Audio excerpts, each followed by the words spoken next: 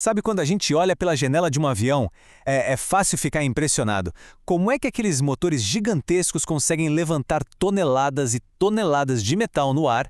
É uma engenharia fascinante. E hoje a gente vai desvendar os segredos por trás da força que nos permite voar. Nossa jornada começa agora. Para entender essa maravilha da engenharia, nosso caminho vai ter 5 etapas, ok? Primeiro, vamos direto para o coração do avião. Depois, a gente entende os motores clássicos, para em seguida mergulhar na força da reação, que impulsiona os voos de hoje. Vamos conhecer a família dos jatos e, por fim, descobrir um checklist super rigoroso que garante a segurança em cada decolagem.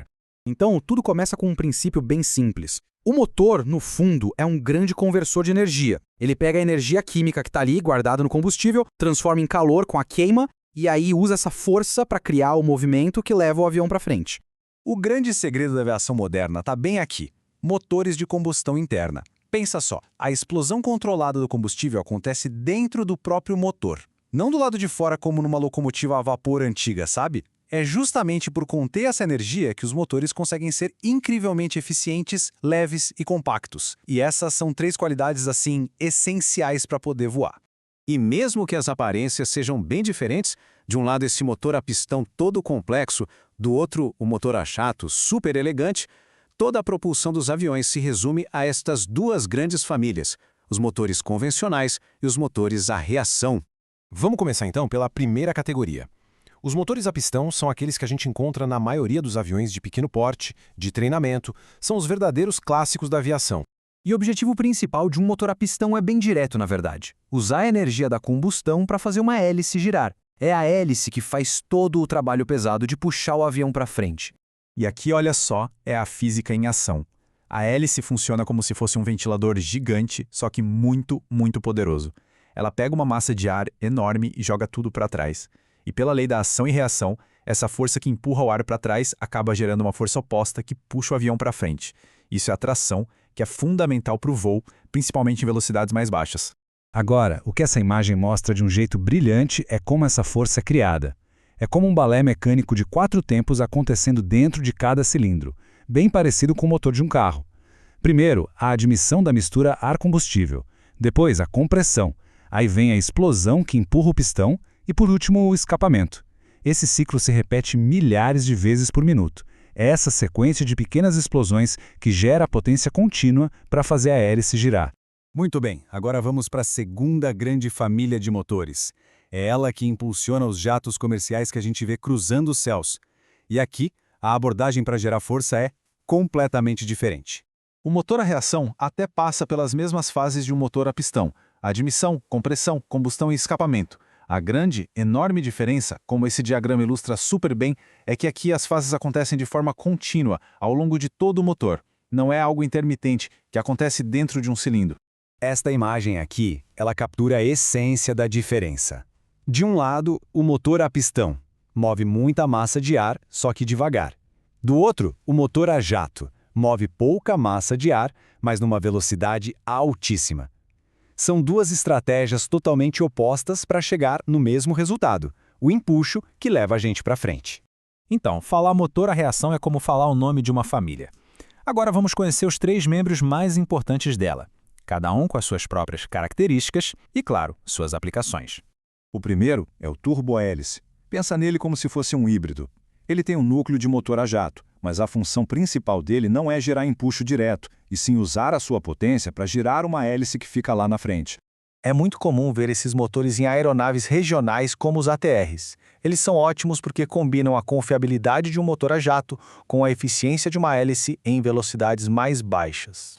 E a contribuição dele é impressionante. Num motor turbo-hélice, a hélice é a verdadeira estrela do show. Ela é responsável por tipo 90% de todo o empuxo. O núcleo a jato, na prática, serve principalmente para girar essa hélice, contribuindo com só 10% da força total. Em seguida, temos o turbo-jato. Esse sim é um motor a jato puro, o design original. Nele, toda a força de propulsão, 100% dela, vem da expulsão dos gases de escapamento em altíssima velocidade. É só lembrar dos primeiros aviões a jato, como o Boeing 707. Eles eram incrivelmente potentes, mas tinham um calcanhar de Aquiles. O consumo de combustível era altíssimo, principalmente em baixas altitudes. Essa sede toda por combustível foi o que acabou tornando eles inviáveis para a aviação comercial moderna, que busca eficiência acima de qualquer coisa. Isso nos leva, finalmente, ao rei indiscutível da aviação comercial de hoje, o turbofan. Dos mais modernos Boeings até os gigantescos Airbus, quase todos usam este tipo de motor. E a característica mais marcante dele é aquele fã enorme, aquelas pás gigantes que a gente vê bem na frente. O segredo do sucesso do turbofan está no ar de bypass. Aquele fã gigante empurra uma quantidade enorme de ar frio ao redor do núcleo quente do motor. E essa camada de ar frio não só abafa o ruído, o que deixa os voos bem mais silenciosos, como também gera um empuxo extra. Foi essa inovação que literalmente revolucionou a aviação, tornando as viagens aéreas mais baratas, mais acessíveis e muito mais eficientes. Bom, agora que já conhecemos os tipos, vamos para a parte final. Porque, independentemente de ser um motor a pistão ou um turbofan de última geração, todos os motores de avião, sem exceção, precisam atender a um padrão incrivelmente alto de exigências. Esta aqui é a lista de exigências, e cada item é inegociável. Não adianta só ter potência, é preciso ter confiabilidade, a certeza de que ele vai funcionar sempre, e durabilidade, a capacidade de operar por milhares de horas sem falhar. Precisa ser leve, porque cada quilo a mais significa mais combustível gasto, e, claro, precisa ser econômico e fácil de manter. Na aviação, simplesmente não há espaço para concessões.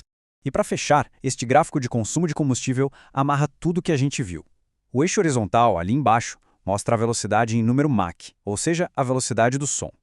Repara na linha 1, a do motor convencional. Em baixa velocidade, ele é imbatível, mas conforme a velocidade aumenta, o turbohélice e o turbojato se tornam mais eficientes.